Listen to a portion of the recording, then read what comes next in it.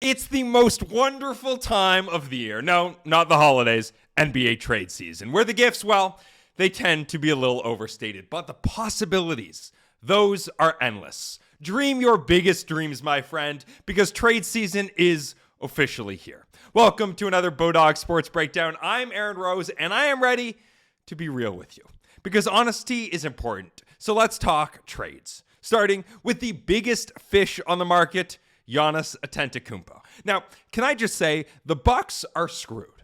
Waiving and stretching Damian Lillard's contract over the next 5 seasons is going to have devastating consequences for that organization, who are now going to have to face the reality that they are not nearly good enough to contend and, frankly, are hardly in a position to retool anytime soon. So can the Raptors get Giannis? Theoretically, I'd say so. But to me, the deal starts with Scottie Barnes matching salary from none of Toronto's top rotation players and first-round picks. That is a legit offer if the Raptors are prepared to do it, and would thrust Toronto to the top of the Eastern Conference. And maybe I'm in the minority here, but I would consider that, even if I don't think it's really all that realistic. To me, any Giannis deal almost certainly has to include the Atlanta Hawks, who somehow swindled the Pelicans into giving them that coveted 2026 first-round pick that will either be Milwaukee's or New Orleans. If I'm the Bucks, I need that pick if I'm moving Giannis. So someone, figure out how to get that pick.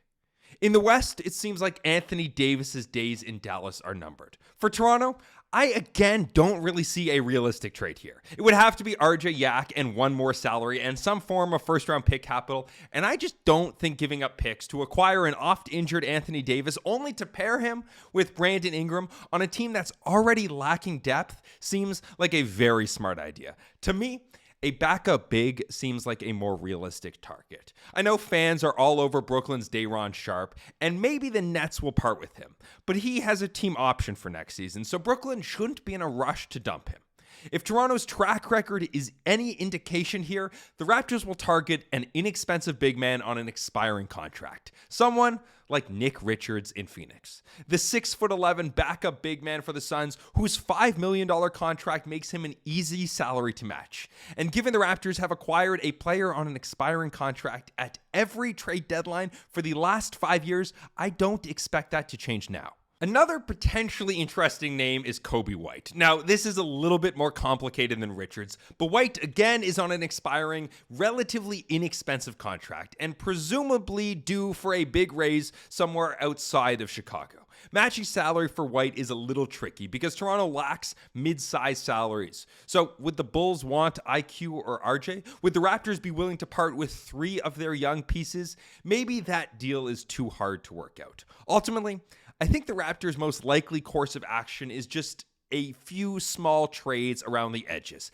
They're about $1 million over the luxury tax threshold, and I have no doubt they're going to shed enough salary to dip below that number. In all likelihood, that's a deal that involves Ochai Agbaji. For me, I think I'd like to see this team stay patient, see how things play out a little longer. Is this team a play-in team, a top 6 team, maybe better?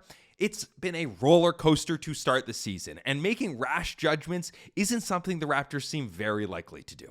Like and subscribe, and let me know what your trade ideas are in the comments.